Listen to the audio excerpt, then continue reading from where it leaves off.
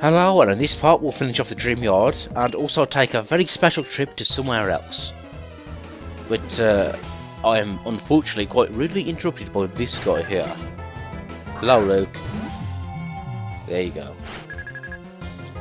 Oh, a Mashana, what a lovely surprise.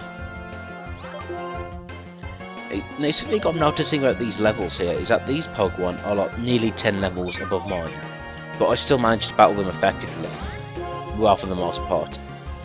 And I think that's just because as the Pokemon level up to level 100, the difference between the stats doesn't seem to be that different, if you know what I mean.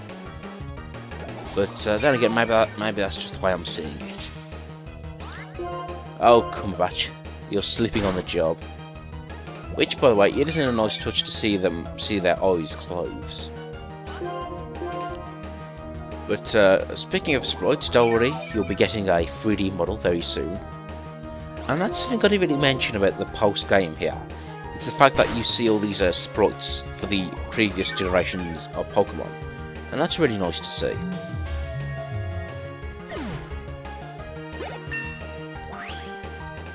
Well, that was a mush ado about nothing. Gastric acid? No, thank you very much. Stantner? Hey, where's Waldorf? I don't know. Yes, this is the Antler Pokemon in Generation 2. Now, I remember in the Pokemon anime, there was a Christmas episode. Now, this was during Gen 1. And Santa had a sled, which was carried by Rapidash, rather than reindeers. And I was thinking, now that we actually have sort of reindeer antler Pokemon, we could Santa could actually use those for his sleigh. And the weird thing is, in that episode, they mention actual reindeer, which is a bit confusing. I was like, do animals exist in this universe? And of course, the answer is no. It's just the 4Kids dub making a stupid joke and ruining the universe. And here comes Starmie, a Generation 1 Pokemon. A psychic water type, or water psychic type if you will. Fairly decent, actually, and actually still really good to use. But I have a bug electric type, which beats yours in almost every way. I always liked Staryu and Starmie in the anime, particularly because whenever they were summoned, they just go, yeah, like some sort of ninja. And I think, are they supposed to be ninja stars or something? And here's Wobbuffet, the punching bag Pokemon. Now you have to be careful with this Pokemon because it knows Revenge and Counter. So if you use a physical type move, it will use Revenge, and then do double damage back to you. And likewise, if you use a special move, and then he will use Counter. So yeah, I'm very reluctant to attack him directly. Now, I can't help but wonder, but before the special and physical type move, he was probably more effective, because you could probably tell, you could probably be a lot more sure of what move the other Pokemon would use, based on their type, of course. Because, like, remember, all grass types were special types, and all ghost types were physical types. For example, a Twisted Spoon, give that to a Kadabra or an Alakazam, and it will raise their special attack.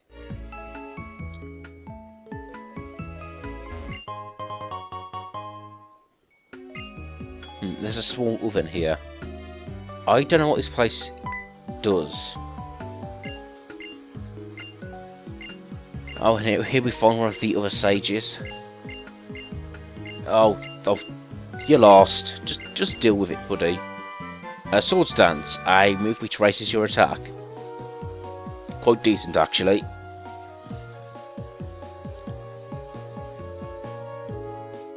But don't worry, Lucas here to book this guy. And I scrolled through this text rather quickly. And when I was recording, I didn't realise I was doing that, so my apologies.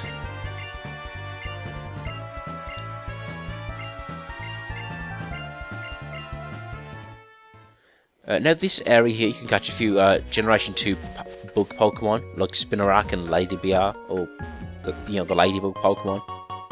Which actually does have a cool design, that Ladybug Pokemon, but I think it's got fairly average stats, so yeah. So there you go.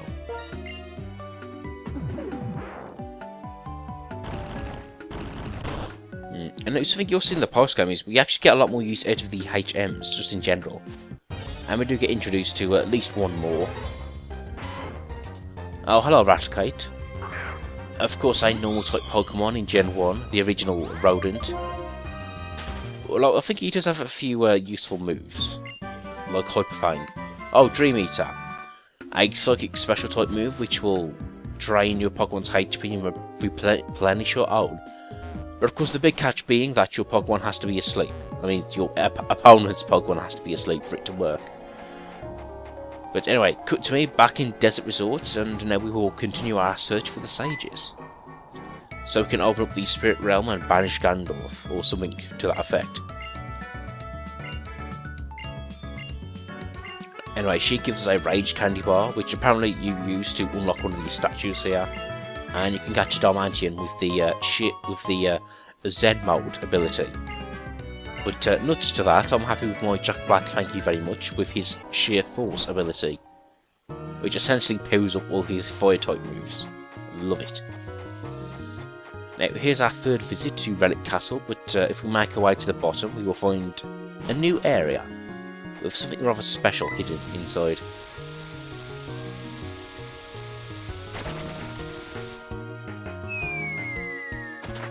And again we have these troll and error puzzles here, but I think at this point I remember the path. Or I actually might have a map handy, so sue me.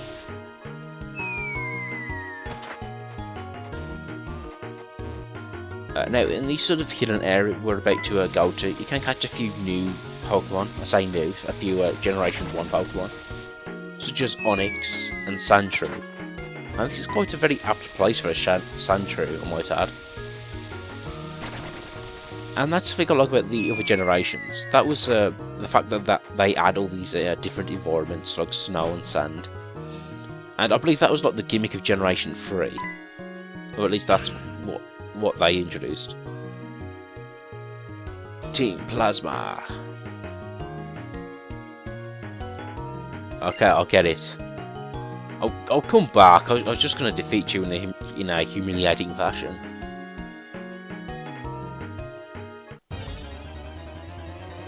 But here we get introduced to one of these aforementioned Pokemon. Or maybe not. Oh, a Sandslash. There we go. A Pokemon which was actually kind of broken in Generation 1, because if he used Slash, he would get a critical hit nearly every time. It's because the critical hit ratio in Gen 1 was based off speed or something. Oh, don't just run into me. That's right, let's have a Pokemon battle. You know, Team Plasma used Headbutt. I moved out of the way. Team Plasma Grunt kept going.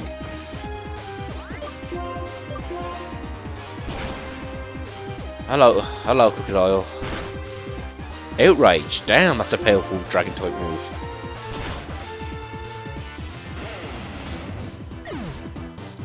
And I'll see you later, Alligator. Speaking of which, at this point they've unveiled the Mega Evolutions of Pokemon, which it's kind of like a sneaky way of getting 4th evolutions into the Pokemon series, which I don't know. It depends. It depends how they're implemented, but I can imagine these really bragging Pokemon. It depends what you have to do to get these Mega Evolutions. Maybe if there's a huge cost to it. Like it costs you like 2 turns in battle or something. I think you have to have an item, and I think the idea is that if they have an item for these Mega Evolutions, they don't have an item for everything else. Which, yeah, considering how in competitive play, how important items are there, that could be a useful dynamic. It's like, oh, you either give your Blastoise the leftovers, or he gets a Mega Evolution. You can't have both. I think if they did it that way, it could be a bit more balanced. Then, honestly, not to sound a bit too negative, but I think some of the Mega Evolutions, some of them look good, but some of them look really over-designed.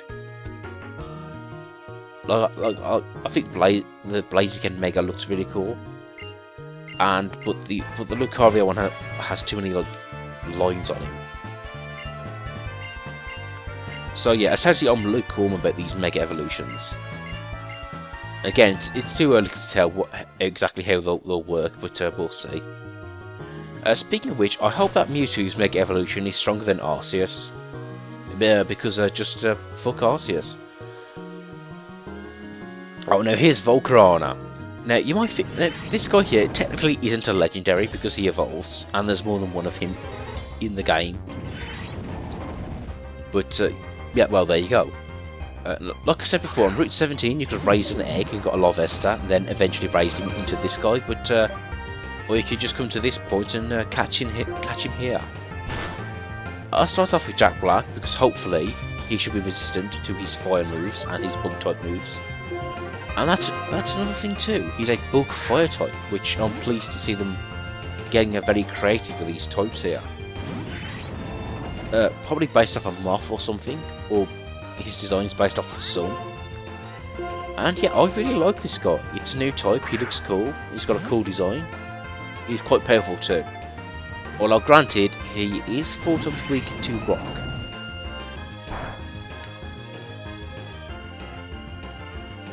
Damn, you can see how powerful he is. Now something you might have noticed here is that my Pokemon have gone up 10 levels. And that's because I'm embarrassed to say, this footage you see here is from a later point. Because I had to grind and then come back to this point. Yeah, because he's level 70 and he's quite powerful, so just to withstand his moves, I had to level up my Pokemon. So yeah, there you go. Now, like I said before, he isn't technically a legendary, but I guess he's more in the Uber class, a Pokemon like Garchomp or Dragonite.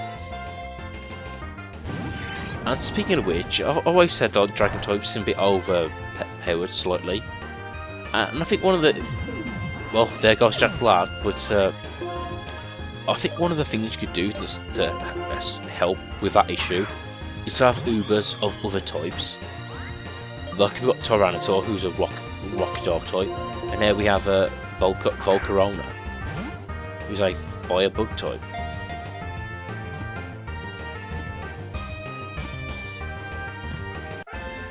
There you go. It's slightly easier to catch than those previous legendaries. I mean those other legendaries, because this one isn't.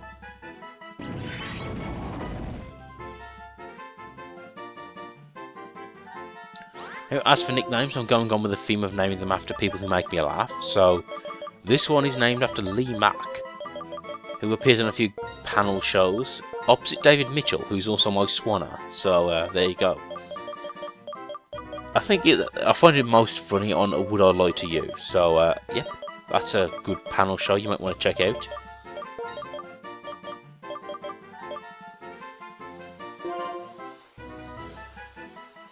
And unlike all legendaries, that's the last time you'll be seeing him, unfortunately, because, yep, I like to use my own team. But if you like Volcarona, there will actually be one more appearing near the end of the game, so, yeah, stay tuned for that. Of course, we have the labyrinth here, and we're not quite done yet because we took one way in, and we're going to take a different way out, and that's to pick up a very special TM.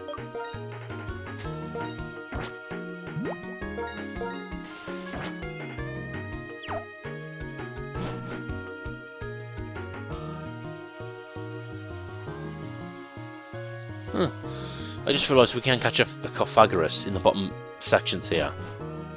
Oh, and you can actually catch a Claydol in Volcarona's room there, but only in that room. So, yeah, I'm glad I pointed that out, because otherwise you could so easily miss that. But anyway, if you take this entrance out, we should find ourselves back in the desert at a different point. But the real reason I'm taking this way out is to pick up this TM, Earthquake. An extremely powerful ground type move, and yep, it's ridiculously good. That'd be good for Charlie Brooker on my team.